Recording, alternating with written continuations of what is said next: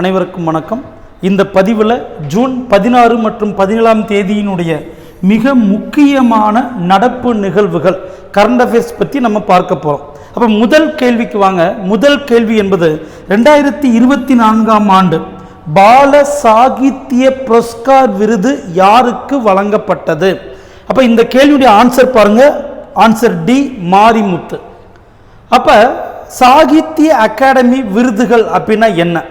நல்லா பாருங்க, கவனமாக நோட் பண்ணிக்கணும். தமிழ், சமஸ்கிருதம், ஆங்கிலம் உட்பட 24 மொழிகளில் சிறந்த படைப்புகளுக்காக சாகித்ய அகாடமி விருது வழங்கப்படுகிறது. அப்போ இந்த 24 மொழிகள் என்னென்ன? 8வது அட்டவணையில், இந்திய அரசியலமைப்பில் 8வது அட்டவணையில் அங்கீகரிக்கப்பட்டுள்ள 22 மொழிகள் மற்றும் சமஸ்கிருதம் மற்றும் ஆங்கிலம், மொத்தம் 24 மொழிகளுடைய சிறந்த படைப்புகளுக்கு இவ்விருது வழங்கப்படும். இப்போ கவனமாக பாருங்களேன். இளைஞர்களுக்கான சிறந்த படைப்பிற்கு யுவ புரஸ்கார் விருதும், சிறுவர்களுக்கான சிறந்த படைப்பிற்கு பால சாகித்ய புரஸ்கார் விருதும் ஆண்டுதோறும் வழங்கப்படுகிறது. சரிங்களா? அப்போ பாருங்க, இந்த பால சாகித்ய புரஸ்கார் விருதிற்கு எடுத்துக்கொள்ளப்பட்ட காலம் பாருங்களேன். ஜனவரி 1, 2018 ஆண்டிலிருந்து டிசம்பர் 31, 2020 ஆண்டு வரை வெளியான புத்தகங்கள் கணக்கில் எடுத்துக்கொள்ளப்பட்டது. சரிங்களா? அந்த வகையில் பாருங்க, தமிழ் மொழியில் சாகித்ய அகாடமியுடைய யுவ புரஸ்கார் விருது 2024 யுவ புரஸ்கார் விருது லோகேஷ் ரகுராமன் அவர்களுக்கு வழங்கப்பட்டுள்ளது. அவர் எழுதிய விஷ்ணு வந்தார் என்கிற நூலுக்காக இந்த விருது வழங்கப்படுகிறது. கவனமா பார்க்கணும். இது இவருடைய முதல் கதை தொகுப்பு. அப்ப முதல் கதை தொகுப்பிற்கே லோகேஷ் ரகுராமன் அவர்கள் சாகித்ய அகாடமியினுடைய யுவ புரஸ்கார் விருதை பெறுகிறார். அடுத்து பாருங்களேன், சாகித்ய அகாடமியினுடைய பால சாகித்ய புரஸ்கார் விருது 2024 யூமா வாசுகியினுடைய தன்வியின் பிறந்த நாள் என்கிற சிறுகதை தொகுப்பிற்காக வழங்கப்படுகிறது. சரிங்களா? அப்ப பாருங்க, கேள்வியில யூமா வாசுகி பேர் இல்லையே சார். இந்த யூமா வாசுகியினுடைய இயற்பெயர் பாருங்க, மாரிமுத்து. அப்ப யூமா வாசுகி ஒரு எழுத்தாளர், ஓவியர், புனைக்கதை ஆசிரியர், மொழிபெயர்ப்பாளர் என்கிற பன்முகத்தன்மை கொண்டவர். இப்ப கவனமா பார்க்கணும். சாகித்ய அகாடமி யுவ புரஸ்கார் விருது லோகேஷ் ரகுராமன், சாகித்ய அகாடமியுடைய பால சாகித்ய புரஸ்கார் விருது யூமா வாசுகி என்கிற மாரிமுத்துவிற்கு வழங்கப்பட்டு இருக்கிறது. அப்ப பாருங்க, வெற்றியாளர்களுக்கு விருதும் 50,000 ரூபாய்க்கான காசோலையும் வழங்கப்படும். கவனமாக இந்த இன்ஃபர்மேஷன் நோட் பண்ணிக்கிங்க. என கட்டாயம் கேள்விகளில் எதிர்பார்க்கலாம். சரிங்களா? அப்ப முதல் கேள்வி புரிஞ்சிருக்குன்னு நினைக்கிறேன். ஸோ அடுத்து 2வது கேள்விக்கு வாங்களேன். ஸோ 2வது கேள்வி, நடப்பு ஆண்டிற்கான G20 மாநாடு எங்கு நடைபெற போகிறது? பாருங்க, G20 ஏற்கனவே முந்தைய பதிவுகளில் G7 பற்றி நம்ம பார்த்துருப்போம். வளர்ச்சி அடைந்த நாடுகள், டெவலப்டு கண்ட்ரி, G7 அதனுடைய சம்மிட் இத்தாலியில் நடைபெற்றதுன்னு பார்த்துருப்போம் 2024. அப்போ 2024 டெவலப்பிங் கண்ட்ரிஸ், மிக முக்கியமான உலக பொருளாதாரத்தில் மிக முக்கிய பங்காற்றக்கூடிய G20 நாடுகளுடைய சம்மிட் பாருங்களேன் எங்க நடக்க போகுது அப்படின்னு பார்த்தீங்கன்னாக்கா பிரேசில். அப்போ பிரேசில் ஒரு 19வது சம்மிட்யா. 19th G20 சம்மிட் நவம்பர் 18, 19 தேதிகள் 2024 ஆண்டு பிரேசில் தலைநகரமான ரியோ டி ஜெனீரோவில் நடைபெற போகிறது. கவனமா நோட் பண்ணிக்கணும், ரியோ டி ஜெனீரோ. அப்ப இந்த G20 ஃபர்ஸ்ட் சம்மிட் எங்க நடந்ததுன்னா 2008 வாஷிங்டன் டிசி, அமெரிக்காவுடைய வாஷிங்டன் நகரில் நடைபெற்றது. அப்ப 18வது சம்மிட் லாஸ்ட் இயர் 2023 18வது சம்மிட் இந்தியாவுடைய தலைநகரமான நியூ டெல்லியில் நடைபெற்றது. அடுத்து பாருங்க, 20வது சம்மிட் நெக்ஸ்ட் இயர் 2025 சவுத் ஆப்பிரிக்காவில் நடைபெற போகிறது. சவுத் ஆப்பிரிக்காவில் நடத்துவதற்கு திட்டமிட்டு இருக்கிறார்கள். அப்ப G20 என G7 ஏற்கனவே குரூப் 4 எக்ஸாம்ல கேட்டாச்சு.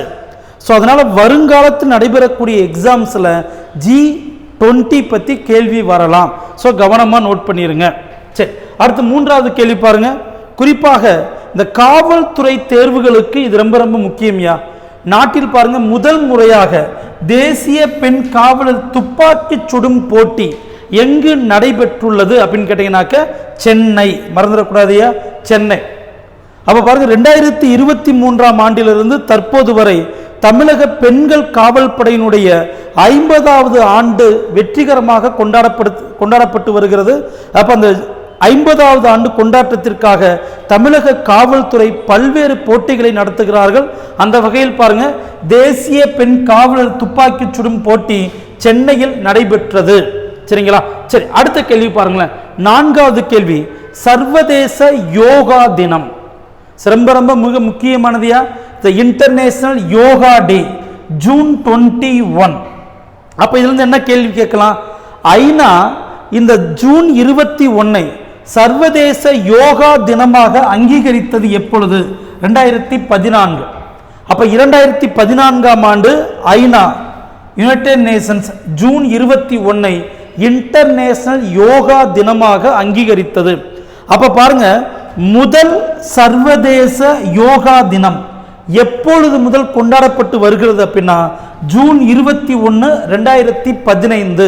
The first international yoga day June 21, 2015. மறந்துடக்கூடாது. அப்ப 2024 இந்த ஆண்டு நடைபெறக்கூடியது அப்படின்னு பார்த்தீங்கன்னா 10வது சர்வதேச யோகா தினம். ஸோ கவனமா பார்க்கணும், ரொம்ப ரொம்ப முக்கியமானது. 10வது சர்வதேச யோகா தினத்தை ஜூன் 21 நாம் கொண்டாடுகிறோம். மறந்துடக்கூடாதியா? சரி, இப்போ அடுத்த கேள்விக்கு வாங்க. ஆறாவது கேள்வி, இதுவும் தமிழகம் சார்ந்து இருக்கக்கூடிய மிக முக்கியமான கேள்வியா. இந்திய அளவில் ஜவுளி ஏற்றுமதியில் முதலிடம் வகிக்கக்கூடிய மாநிலம் எது? Tamil Nadu is the answer. பாருங்க, இந்திய அளவில் ஜவுளி ஏற்றுமதியில் முதலிடம் பெற்ற மாநிலம் கேட்டீங்கன்னா தமிழ்நாடு. பாருங்களேன், அப்ப தமிழகம் பாருங்க எத்தனை சதவீதம் அப்படின்ட்டு 20.7% இந்தியா முதலிடத்தை பெற்றிருக்கிறது. பாருங்களேன், 2023-24 ஆண்டினுடைய இந்தியாவில் மொத்த ஜவுளி ஏற்றுமதினு கேட்டீங்கன்னா $34.43 பில்லியன். இதுல தமிழ்நாட்டுடைய பங்களிப்பு பாருங்களேன், தமிழ்நாட்டுடைய பங்களிப்பு 20.78%. அப்ப பண மதிப்பில் பார்த்தீங்கன்னா $7.15 பில்லியன். சரிங்களா? அப்ப ஜவுளி ஏற்றுமதியில் இந்திய அளவில் முதல் மாநிலம் தமிழ்நாடு, இரண்டாவது மாநிலம் குஜராத், மூன்றாவதாக மகாராஷ்டிரா. ஃபர்ஸ்ட் தமிழ்நாடு, இரண்டாவது குஜராத், மூன்றாவது தமிழ்நாடு. மறந்துடக்கூடாதியா? அப்ப பாருங்க, இந்த கொரோனா டயத்திற்கு பிறகு ஜவுளித்துறை சந்திக்கக்கூடிய கடும் பிரச்சனைகள் அப்படின்னு பார்த்தீங்கன்னா ஜவுளி தொழில்நுட்பத்திற்கான மூலப்பொருட்களுடைய விலை உயர்வு மற்றும் மின் கட்டணம் அதிகரிப்பு. சரிங்களா? அதையும் மீறி தமிழ்நாடு முதலிடத்தை பெற்றிருக்கிறது. இங்க பாருங்க, இந்த ஆர்டிக்கல்ல முக்கியமானதுன்னு பார்த்தீங்கன்னா குஜராத், மகாராஷ்டிரா, ராஜஸ்தான் போல தமிழகத்திலும் ஜவுளித்துறைக்கு மின் கட்டணம் வழங்க வேண்டும் என்று அந்த ஆர்டிக்கல்ல குறிப்பிட்டிருப்பாங்க. அப்ப தமிழ்நாட்டில் ஜவுளி தொழில்நுட்பத்திற்கு ஜவுளித்துறைக்கு மின் கட்டண சலுகை வழங்காமலே நாம் முதலிடத்தை பெற்றிருக்கிறோம். ஒருவேளை மின் கட்டண சலுகை வழங்கினால் இன்னும் உற்பத்தி அதிகரிக்கும் சொல்லி இந்த நியூஸ்ல பார்த்தீங்கன்னா பதிவு செய்திருக்கிறார்கள். பட் எது எப்படியோ நல்லா கவனமா பார்க்கணும். அப்ப தமிழ்நாட்டில் ஜவுளித்துறைக்கு மின் கட்டண சலுகை இருக்கிறதுன்னு ஒரு ஸ்டேட்மெண்ட் கொடுத்தா அந்த ஸ்டேட்மெண்ட் தவறு. கவனமா இருக்கணும். அப்ப குஜராத், மகாராஷ்டிரம், ராஜஸ்தான் மாநிலங்களில் ஜவுளித்துறைக்கு மின் கட்டண சலுகை வழங்கி இருக்கிறார்கள், தமிழ்நாட்டில் வழங்கவில்லை. அப்ப விவசாயத்துறைக்கு மட்டும்தான் தமிழ்நாட்டில் மின் கட்டண சலுகை வழங்கப்பட்டிருக்கிறது. சரி, அப்ப கவனமா அந்த கேள்வி நோட் பண்ணிருங்க. சரி, இப்ப நெக்ஸ்ட் கேள்வி பாருங்க, ஆறாவது கேள்வி. இதுவும் காவல்துறைக்கு ரொம்ப ரொம்ப முக்கியமானது. ஸோ டிஎன்பிசிக்கும் இது கட்டாயம் இடம்பெறலாம். பாருங்க, நாட்டில் புதிதாக அறிமுகப்படுத்தப்பட்டிருக்கக்கூடிய 3 குற்றவியல் சட்டங்கள் எந்த தேதி முதல் நடைமுறைக்கு வரும்? ஜூலை 1, 2024. பாருங்க, ஏற்கனவே ஆங்கிலேயர்கள் காலத்திலிருந்து இந்தியாவில் நடைமுறையில் இருந்த 3 குற்றவியல் சட்டங்களான இந்தியன் பீனல் கோடு ஐபிசி, அதற்கடுத்தபடியாக சிஆர்பிசி கிரிமினல் ப்ரொசீஜர் கோட், அதற்கடுத்து இந்தியன் எவிடன்ஸ் ஆக்ட் இந்திய சாட்சிகள் சட்டம். அப்ப இந்த 3 சட்டங்களுடைய பெயர்கள் மாற்றப்பட்டு இருக்கிறது. சரிங்களா? அப்ப மாற்றப்பட்ட புதிய பெயரோடு இந்த சட்டம் எப்பொழுது முதல் நடைமுறைக்கு வரும்னா ஜூலை 1, 2024. இப்ப கவனமா பாருங்களேன். 1860ஆம் ஆண்டு நிறைவேற்றப்பட்ட இந்திய தண்டனை சட்டம், இந்த சட்டத்துடைய பெயர் பாரதிய நியாய சங்கிதா PNS என்று பெயர் மாற்றம் செய்யப்பட்டிருக்கிறது. அதில் பாருங்க 1973 நடைமுறைக்கு வந்த இயற்றப்பட்ட குற்றவியல் நடைமுறை சட்டம் criminal code of criminal procedure code, இந்த சட்டத்துடைய பெயர் பாரதிய நாக்ரிக் சுரக்ஷ சங்கிதா என்றும், அடுத்து 1872 இயற்றப்பட்ட இந்திய சாட்சியங்கள் சட்டம் இந்தியன் எவிடன்ஸ் ஆக்ட் பாரதிய சாட்சிய அதிநியம் என்றும் பெயர் மாற்றப்பட்டிருக்கிறது. இவை 2003 இயற்றப்பட்டவை. அதுக்கடுத்து மக்களவை தேர்தல் நடைபெற்றதால் நடைமுறைப்படுத்தப்படல. ஸோ மீண்டும் நரேந்திர மோடி தலைமையில் ஆட்சி அமைக்கப்பட்டிருப்பதால் இச்சட்டமானது ஜூலை 1, 2024 முதல் நடைமுறைக்கு வரும் என்று இந்தியாவுடைய சட்ட அமைச்சரான அர்ஜுன் ராம் மேக்வால் அவர்கள் அறிவித்திருந்தார். அது தற்போது நடைமுறைக்கு வந்திருக்கிறது. கவனமாக பார்க்கணும். சரி, இப்போ இதில் பாருங்க, இந்த ஐபிசி இந்தியன் பீனல் கோடு பாருங்களேன். இந்தியன் பீனல் கோட் 1860 இயற்றப்பட்டு பாருங்க, இந்தியன் பீனல் கோட் 60 இயற்றப்பட்டு எப்பொழுது நடைமுறைக்கு வந்தது அப்படின்னா ஜான் 1, 1862 ஜனவரி 1, 1862 நடைமுறைக்கு வந்தது. தற்போது பெயர் மாற்றம் செய்யப்பட்டிருக்கிறது. அதுக்கு பாருங்க, கிரிமினல் ப்ரொசீஜர் கோடு. கிரிமினல் ப்ரொசீஜர் கோடு முதலாக இயற்றப்பட்டது 1882. அதன் பிறகு பாருங்க, பல்வேறு திருத்தங்கள் மேற்கொள்ளப்பட்டு 1973 இதை திருத்தம் செய்தார்கள். அப்ப 1973 திருத்தம் செய்து எப்பொழுது நடைமுறைக்கு வந்ததுன்னா ஏப்ரல் 1, 1974 நடைமுறைப்படுத்தப்பட்டது. அப்ப தற்போது 1973 அந்த அமெண்ட்மெண்ட் நடைமுறையில் இருந்தது. ஜூலை 1ஆம் தேதியிலிருந்து அதையும் மாற்ற போறோம். அதுக்கடுத்து பாருங்க, Indian evidence act. Indian evidence act பாருங்க 1872 எப்பொழுது முதல்னா செப்டம்பர் 1, 1872 முதல் இது நடைமுறைப்படுத்தப்படுகிறது. கவனமா பார்க்கணும். பெயர், அந்த எந்த வருஷம் அந்த சட்டம் இயற்றினார்கள், எந்த தேதியிலிருந்து நடைமுறைப்படுத்தினார்கள், தற்போது பெயர் மாற்றம் செய்து எந்த தேதியிலிருந்து நடைமுறைக்கு வரப்போகிறது என்பதை கவனமாக பதிவு செய்ய வேண்டும். இப்ப மேலும் பாருங்க, மத்திய சட்ட அமைச்சர் என்ன சொல்லியிருக்காருனாக்க, இந்த புதிய சட்ட விதிகள் ஜூலை 1, 2024 பிறகு செய்யப்படும் குற்றங்களுக்கு மட்டுமே பொருந்தும். அப்ப ஜூலை 1ஆம் தேதிக்கு முன்பு குற்றம் செய்திருந்தால் அதற்கு ஏற்கனவே இருந்த பழைய சட்டங்கள் படி மட்டுமே தண்டனைகள் வழங்கப்படும். சரிங்களா? அப்ப இந்த புதிய சட்டங்கள் நடைமுறைக்கு வருவது ஜூலை 1ஆம் தேதி. கவனமாக நோட் பண்ணிருங்க. குறிப்பாக காவல்துறைக்கு மிக மிக முக்கியம். அடுத்து 7வது கேள்வி பாருங்களேன். தமிழக அரசு காச நோயை முற்றிலுமாக ஒழிப்பதற்கு எந்த ஆண்டு இலக்கு நிர்ணயித்திருக்கிறது? டியூபர்குலோசிஸ் டிபி அப்படின்னு சொல்லக்கூடிய காச நோயை ஒழிப்பதற்கு 2025ஆம் ஆண்டை இலக்கு ஆண்டாக தமிழக அரசு அறிவித்திருக்கிறது. ஸோ கவனமா நோட் பண்ணிருங்க. அடுத்து 8வது கேள்விக்கு வாங்களேன். 8வது கேள்வி, ரெட் பிளாக். ரெட் பிளாக் என்று சொல்லக்கூடிய செங்கோடி இராணுவ கூட்டு பயிற்சி, இராணுவ விமானப்படையின் கூட்டு பயிற்சி எங்கு நடைபெற்றதுன்னா அலாஸ்கா, அமெரிக்காவில் நடைபெற்றது. இப்ப கீழே வாங்க, கவனமா பாருங்க. அமெரிக்காவில் விமானப்படை கூட்டு பயிற்சி இருக்கா பாருங்க. 4ஆம் தேதியிலிருந்து ஜூன் 4 டு ஜூன் 14ஆம் தேதி 2020 ஜூன் மாதம் ஜூன் மாதம் 4ஆம் தேதியிலிருந்து 14ஆம் தேதி வரை 10 நாட்கள் ரெட் ஃபிளாக் என்று சொல்லக்கூடிய செங்கோடி கூட்டு வான் பயிற்சி அமெரிக்காவில் நடைபெற்றது. இதில் இந்திய விமானப்படையும் கலந்து கொண்டது.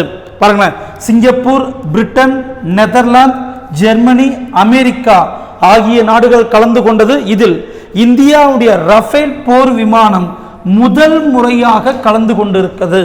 கவனம் பார்க்கணும். அப்ப இந்த போர் பயிற்சியில் இந்தியா கலந்து கொண்டது இது முதல் முறை.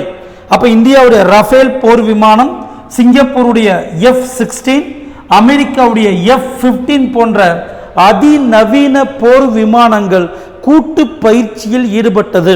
ஸோ ரொம்ப சிம்பிளா ஒரு மேட்ச் த ஃபாலோயிங் கேட்கலாம். India Rafale, Singapore F-16, America F-15 கொடுத்தா தெரியணும். இது எல்லாமே அதிநவீன போர் விமானங்கள்.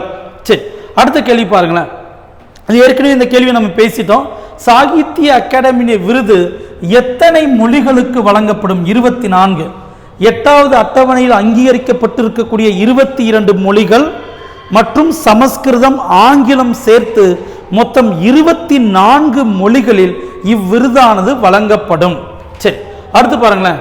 தென்னிந்தியாவுடைய முதல் வந்தே பாரத் ரயில் சேவை, தென்னிந்தியாவின் முதல் வந்தே பாரத் ரயில் சேவை எந்த இரு நகரங்களுக்கிடையே இயக்கப்பட்டது? சென்னை மற்றும் மைசூர். கவனம் பாருங்க. நவம்பர் 11, 2022 சவுத் இந்தியாவுடைய first Vande Bharat express between Mysore and Chennai. ஏற்கனவே பாருங்க, வந்தே பாரத் முதல் முறையாக இந்தியாவில் எங்கு இயக்கப்பட்டது அப்படின்னு சொல்லிட்டு அதோடைய தேதி, முழு விவரங்கள் நாம் முந்தைய பதிவில் பதிவு செய்திருக்கிறோம். பார்க்காத மாணவர்கள் தாராளமாக அதை பார்த்துருங்க. வந்தே பாரத் பற்றிய தகவல்கள் முந்தைய பதிவில் இருக்கும். சரிங்களா? அப்போ பாருங்க, 16 மற்றும் 14ஆம் தேதி, 16 மற்றும் 17ஆம் தேதிகளில் நடந்த மிக மிக முக்கிய நிகழ்வுகள் இவ்வளோதையா. அப்போ இதை தாண்டி நியூஸ் அப்படின்னு கேட்டீங்கன்னா இன்னும் ஒரே ஒரு நியூஸ் பேசலாம். பாருங்க, உக்ரைனுடைய அமைதி பேச்சுவார்த்தை. பாருங்க, உக்ரைன் நாட்டில் ரஷ்யாவிற்கும் உக்ரைனுக்கும் இடையே சண்டை நடைபெற்று கொண்டிருக்கிறது. அங்கு அமைதியை கொண்டு வருவதற்காக உக்ரைன் அமைதி சர்வதேச மாநாடு எங்கு நடந்தது அப்படின்னு கேட்டாங்கனாக்க சுவிட்சர்லாந்து. மறந்துடக்கூடாது, ஏன்னா தற்போது நடந்து கொண்டு இருக்கிறது. அதனால பார்த்தீங்கன்னாக்க இதுவும் 17ஆம் தேதியில் இடம்பெற்ற மிக முக்கிய நியூஸியா. உக்ரைன் சர்வதேச அமைதி மாநாடு எங்கு நடைபெற்றது அப்படின்னு கேட்டாங்கனாக்க சுவிட்சர்லாந்து. மறந்துடக்கூடாது. சரிங்களா? அப்ப இந்த பதிவு உங்களுக்கு மிக முக்கியத்துவம் வாய்ந்ததாக, உங்களுக்கு பயனுள்ளதாக இருக்கும் நம்புறேன். மேற்கொண்டு ஏதாவது உங்களுக்கு தேவைப்பட்டால், இல்லை சார் எனக்கு இது சம்பந்தமாக வீடியோ பதிவு பண்ணுங்க அப்படின்னு ஏதாவது உங்களுக்கு விருப்பப்பட்டால், தேவைப்பட்டால் தாராளமாக கமெண்ட் செக்ஷனில் நீங்கள் பதிவு செய்யுங்க. அது சம்பந்தமான வீடியோவையும் நாங்கள் பதிவு செய்கிறோம். சரிங்களா? ஸோ அடுத்த பதிவில் அடுத்த நாட்களுக்கான முக்கியமான நடப்பு நிகழ்வுகளோடு நான் உங்களை சந்திக்கிறேன். நன்றிப்பா.